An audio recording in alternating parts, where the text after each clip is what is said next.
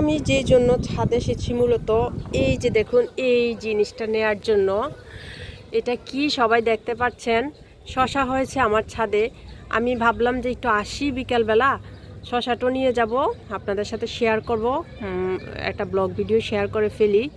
আমার সাথে সাথে শেয়ার করে ফেলি আমাদের বাবা আর মেয়ের ছাদ বাগানের গল্পগুলো।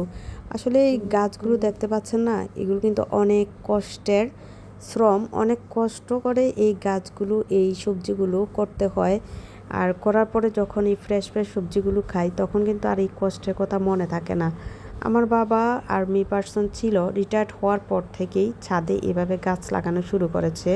আমার বাবা অনেক সুন্দর ভালো গাছই লাগায়, কিন্তু আমার বাবা একটা জিনিসে হয় না, সেটা হচ্ছে গুছিয়ে যেভাবে বাগান করা যায় সুন্দর করে সেটা পারে না। দেখা যায় যে সবসময় সব কিছু এলোমেলো করে ফেলে। তারপরও করে তো, অনেকে তো আছে রিটায়ার্ড করার পরে বাসার ভিতরে থাকে, কাজকর্ম করতে চায় না, কিন্তু আমার বাবা আবার ওইরকম না। আর্মি থেকে রিটায়ার্ড করার পর থেকেই উনি বাগান বা বিভিন্ন কাজকর্ম নিয়ে নিজেকে ব্যস্ত রেখেছে। আর আলহামদুলিল্লাহ সেই জন্য আমার বাবা এখন পর্যন্ত সুস্থ আছে। আমার বাবার বয়স কিন্তু 70-80, তারপরও মাশাআল্লাহ এখনও এগুলো করে যাচ্ছে। তো আলহামদুলিল্লাহ আল্লাহ দরবারে লক্ষ কোটি শুকরিয়া যে আমার বাবা করছে বলে কিন্তু আমরা এই ফ্রেশ সবজিগুলো খেতে পারছি। আর আমিও সাথে সাথে যোগান দিই। যোগান বলতে মানে আমি যখন আসি কয়েকদিন পর পরে আসলে যেসব গাছ ছাঁটাই করার দরকার ওইগুলো ছাঁটাই করি, পানি দেওয়ার দরকার পানি দেই। আর গাছগাছালি তো যেমন লাগালেই হয় না, এগুলো কিন্তু অনেক যত্ন তাকদির করতে হয়, সবসময় যত্ন করতে হয়। তা আমি সেই জন্য আসলেই আমি পানি দিয়ে যাই, তা এদিক ওদিক গাছগুলো দেখে সুন্দরভাবে সেট করে দিয়ে যাই।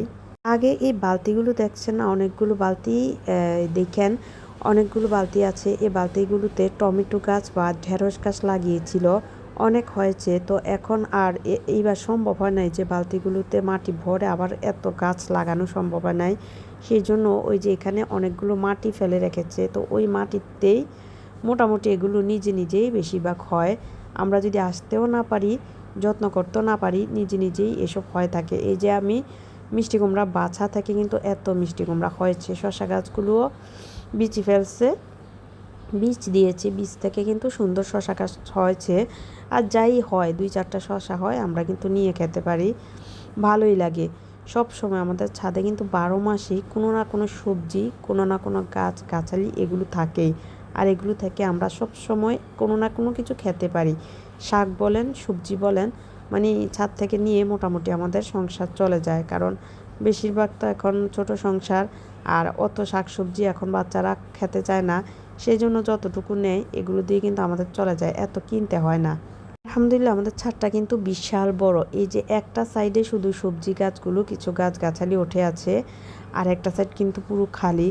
তো আমাদের আবার 3তলা 4তলা এগুলোতেও বিল্ডিংয়ের কনস্ট্রাকশনের কাজ বাকি আছে, তো সেই জন্য ওই জায়গাগুলো খালি পড়ে আছে। ওই জায়গাগুলোতেও বিভিন্ন গাছ আমি লাগিয়ে রেখেছি, ওইগুলোতেও হয়। তো সবসময় যেহেতু গাছ লাগাই, গাছ মাটি কিভাবে তৈরি করতে হয়, গাছগাছালির যত্নগুলো কিভাবে নিতে হয়, কি ওষুধ দিতে হয়, সেগুলো সম্পর্কে আলহামদুলিল্লাহ ভালো ধারণাই হয়েছে। এখন আর গাছ যেভাবে লাগাই সেভাবে মাশাআল্লাহ হয়ে যায়, অত মরে না।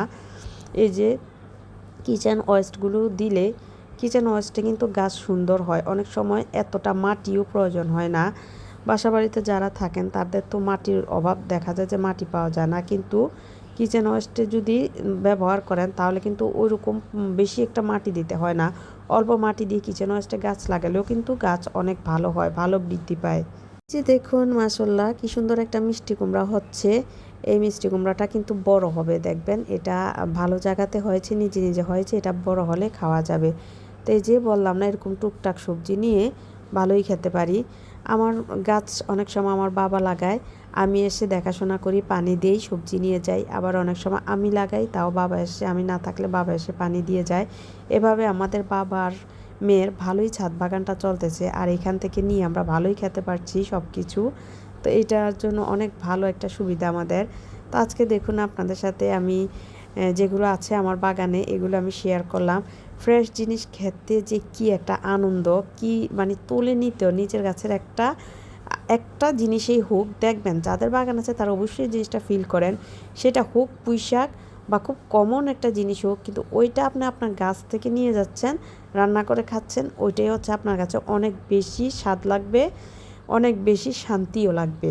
সত্যি এটা কিন্তু যাদের বাগান আছে একমাত্র তারাই হাড়ে হাড়ে বুঝতে পায়, টের পায়। আরেকটা জিনিস হচ্ছে গাছের নেশা। উফ, দারুণ একটা নেশা।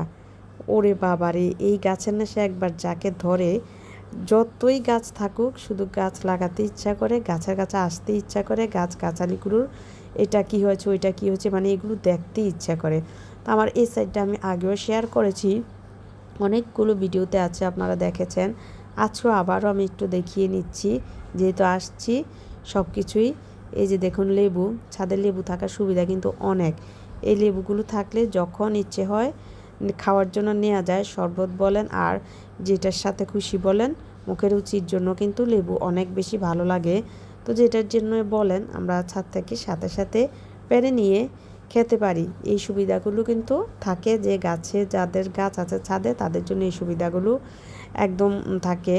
তারপরে কয়েকটা পেঁপে গাছ হয়েছে, অনেকবার বলেছি আমি পেঁপে গাছের কথাগুলো, তাই আজকে আর পেঁপে গাছের কথা বললাম না, শুধু দেখিয়ে দিচ্ছি।